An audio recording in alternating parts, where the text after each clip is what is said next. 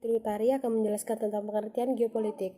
Geopolitik diartikan sebagai sistem politik atau peraturan dalam wujud kebijaksanaan dan strategi nasional yang didorong oleh aspirasi nasional geografis. Kepentingan dan titik beratnya terletak pada pertimbangan geografik, wilayah, atau teritorial dalam arti luas suatu negara, yang apabila dilaksanakan dan berhasil akan berdampak langsung atau tidak langsung kepada sistem politis suatu negara. Politik adalah produk politik yang berupa Undang-Undang Dasar 1945 dan aturan perundangan lainnya yang mengatur proses pembangunan nasional. Sebagai negara kepulauan, Indonesia mempunyai kekuatan dan kelemahan. Kekuatannya terletak pada posisi dari keadaan geografi yang strategis dan kaya sumber daya alam. Sementara kelemahannya terletak pada wujud kepulauan dan keanekaragaman masyarakat yang harus disatukan dalam satu bangsa.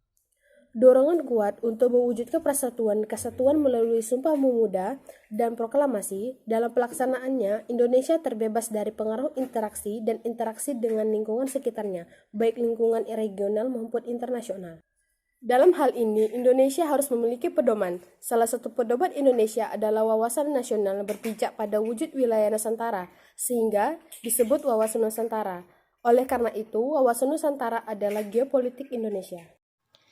Perkenalkan, nama saya Dea Cahyanti Rizky. Saya akan menjelaskan tentang pengertian wawasan Nusantara. Istilah wawasan berasal dari kata mawas yang berarti pandangan, tinjauan, atau penglihatan indrawi. Akar kata ini membentuk kata mawas yang berarti memandang, meninjau, atau melihat. Sedangkan wawasan berarti cara pandang, cara tinjau, atau cara melihat. Istilah Nusantara berasal dari kata nusa yang berarti pulau dan antara yang berarti diapit di antara dua hal. Istilah Nusantara dipakai untuk kesatuan wilayah dan gugusan pulau-pulau Indonesia yang terletak di antara Samudra Pasifik dan Samudra Indonesia serta di antara benua Asia dan Australia. Secara umum, wawasan nasional berarti cara pandang suatu bangsa tentang diri dan lingkungannya yang dijabarkan dari dasar falsafah dan sejarah bangsa itu sesuai dengan posisi dan kondisi geografi negaranya untuk mencapai tujuan atau cita-cita nasionalnya. Sedangkan wawasan Nusantara mempunyai arti cara pandang bangsa Indonesia tentang diri dan lingkungannya berdasarkan Pancasila dan Undang-Undang Dasar 1945, serta sesuai dengan geografi wilayah Nusantara yang menjiwai kehidupan bangsa dalam mencapai tujuan dan cita-cita nasionalnya. Dengan demikian, wawasan Nusantara berperan untuk membimbing bangsa Indonesia dalam penyelenggaraan kehidupannya, serta sebagai rambu-rambu dalam perjuangan kemerdekaannya. Faktor yang memengaruhi wawasan Nusantara. A. Wilayah geografi. 1. Asas kepulauan. Berasal dari kata Italia, archipelago principal, artinya lautan terpenting. Maksudnya di sini, dengan kepulauan yang terdiri banyak perairan, akan memudahkan wawasan Nusantara dari sisi kelautan. Yang kedua, Kepulauan Indonesia. Nama Indonesia mengandung arti yang sangat tepat, yaitu kepulauan. India. Dalam bahasa Yunani, Indo berarti India, Nesos berarti pulau, yang di dalamnya mengandung cita-cita luhur serta perjuangan bangsa Indonesia. Yang ketiga, konsep tentang wilayah kelautan. Sesuai dengan hukum laut internasional, Indonesia memiliki teritorial, perairan pedalaman, dan zon ekonomi eksklusif. 4. Karakteristik wilayah Nusantara. Nusantara berarti kepulauan Indonesia yang terletak di antara benua Asia dan benua Australia dan Samudra Pasifik dan Samudra Indonesia yang terdiri dari 17.500 pulau besar maupun kecil. Luas wilayah Indonesia seluruhnya 5.193.250 km persegi yang terdiri dari daratan seluas 2.027.087 km persegi dan perairan 282,583 km persegi. Luas negara Indonesia merupakan yang terluas di Asia Tenggara. Istilah geopolitik. Istilah geopolitik diartikan oleh Frederick Rahel, yaitu istilah ini kemudian dikembangkan oleh dan diperluas oleh sarjana ilmu politik. Dengan singkat, perbedaan dari istilah di atas yaitu titik perhatian dan tekanan, apakah pada bidang geografi ataukah politik. Ilmu bumi politik mempelajari fenomena geografi dan aspek politik, sedangkan geopolitik mempelajari fenomena yang politik dan dari aspek geografi, yang memaparkan dasar pertimbangan dan menentukan alternatif kebijakan nasional.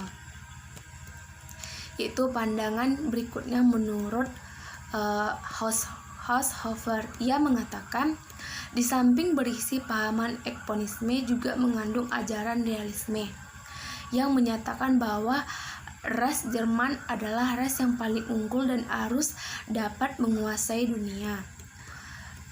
Adapun pokok-pokoknya sebagai berikut: 1. Suatu bangsa dalam mempertahankan diri tidak lepas dari hukum. 2. Kekuasaan imperium daratan yang kompak akan tetap mengejar kekuasaan imperium tersebut. Adapun berikutnya itu geopolitik bangsa Indonesia. Pandangan ini, bangsa ini didasarkan pada nilai-nilai ketuhanan dan kemanusiaan yang leluhur dengan jelas dan tegas tertuang di dalam Undang-Undang Dasar 1945. Geostrategis. Strategis adalah politik dalam pelaksanaan, yaitu upaya bagaimana mencapai tujuan atau sasaran yang ditetapkan sesuai dengan. Ada zona ekonomi eksklusif yang terbit pada tanggal 21 Maret 1980. Dasar hukum yang melandasari diberlakukannya ZIE adalah Undang-Undang Nomor 5 Tahun 1983 dan Undang-Undang Nomor 9 Tahun 1985 yang berisi tentang perikanan. Adapun isi Undang-Undang ZIE antara lain, sumber daya alam hayati adalah semua jenis binatang dan tumbuhan yang termasuk bagian-bagiannya terdapat di dasar laut dan ruang air zona ekonomi eksklusif Indonesia. Yang kedua, sumber daya alam non hayati adalah unsur alam bukan sumber daya alam hayati yang terdapat di dasar laut dan tanah. Di bawahnya ada serta ruang air zona ekonomi eksklusif Indonesia. Yang ketiga, penelitian ilmiah adalah semua kegiatan yang berhubungan dengan penelitian mengenai semua aspek kelautan di permukaan air, ruang air, dasar laut, dan tanah di bawahnya di zona ekonomi eksklusif Indonesia. Yang keempat, konservasi sumber daya alam adalah segala upaya yang bertujuan untuk melindungi dan melestarikan sumber daya alam di zona ekonomi eksklusif Indonesia. Dan terakhir, perlindungan dan pelestarian lingkungan laut adalah segala upaya yang bertujuan untuk menjaga dan memelihara keutuhan ekosistem di laut di zona ekonomi eksklusif Indonesia. Yang kelima, atau yang terakhir, proses perkembangan wilayah Indonesia yaitu hukum laut internasional yang diterbitkan pada tahun 1982. Dasar hukum terakhir ini mengatur tentang pembagian wilayah Indonesia yang berlaku secara internasional, hukum laut internasional yang resmi sejak 10 Desember 1982. Baiklah, saya Indra Rahayu akan menjelaskan unsur-unsur dasar Nusantara. Yang pertama, wadah.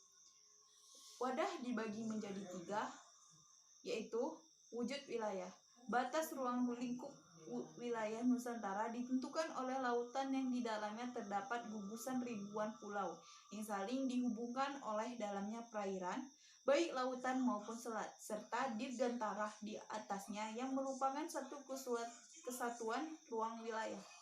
Yang kedua, tata inti organisasi. Bagi Indonesia, tata inti organisasi negara didasarkan pada Undang-Undang Dasar 1945 yang menyangkut bentuk dan kedaulatan negara, kekuasaan pemerintahan, sistem pemerintahan, dan sistem perwakilan. Negara Indonesia adalah negara kesatuan yang terbentuk republik. Kedaulatan berada di tangan rakyat yang dilaksanakan menurut undang-undang. Sistem pemerintahan menganut sistem pemerintahan presidensil. Presiden memegang kekuasaan pemerintah berdasarkan Undang-Undang Dasar 1945. Indonesia adalah negara hukum, bukan negara kekuasaan. Dewan Perwakilan Rakyat mempunyai kedaulatan kuat yang tidak dapat dibubarkan oleh Presiden. Anggota DPR merangkap sebagai anggota MPR. Yang ketiga, tata kelengkapan organisasi. Wujud tata kelengkapan organisasi adalah kesadaran politik dan kesadaran bernegara yang harus dimiliki oleh seluruh rakyat yang mencakup partai politik, golongan dan organisasi masyarakat, kalangan para serta seluruh aparat negara. Di sini saya akan melanjutkan materi penjelasan dari teman-teman saya. Baiklah, di sini saya akan menjelaskan tentang implementasi wawasan Nusantara. Implementasi wawasan Nusantara itu dibagi menjadi 4 faktor, yaitu wawasan Nusantara sebagai pancaran falsafah Pancasila. Kedua, wawasan Nusantara dalam pembangunan nasional. Ketiga, penerapan wawasan Nusantara. Dan yang keempat, hubungan wawasan Nusantara dan ketahanan nasional. Dari keempat tersebut, saya akan menjelaskannya masing-masing, yaitu yang pertama, wawasan Nusantara sebagai pancaran falsafah Pancasila. Falsafah Pancasila diyakini sebagai pandangan hidup bangsa Indonesia yang sesuai dengan aspirasinya. Dan yang kedua, wawasan Nusantara dalam pembangunan nasional. Wawasan Nusantara dalam pembangunan nasional itu dibagi menjadi 4 faktor lagi, yaitu perwujudan Kepulauan Nusantara sebagai satu kesatuan republik. Dan yang kedua, perwujudan Kepulauan Nusantara sebagai satu kesatuan ekonomi. Ketiga, perwujudan Kepulauan Nusantara sebagai satu kesatuan sosial budaya. Dan yang keempat, perwujudan Kepulauan Nusantara sebagai satu kesatuan pertahanan keamanan. Yaitu yang ketiga, penerapan wawasan Nusantara. Ada 2 faktor, yaitu salah satu manfaat paling nyata dari penerapan wawasan Nusantara, khususnya di bidang wilayah, adalah diterima dengan konsepsi Nusantara atau di forum internasional. Dan yang kedua, pertambahan luas wilayah sebagai ruang hidup tersebut menghasilkan sumber daya alam. Wawasan Nusantara dan ketahanan nasional. Hubungan wawasan ini memiliki atau menumbuhkan dorongan dan rangsangan untuk mewujudkan aspirasi bangsa serta kepentingan dan tujuan nasional.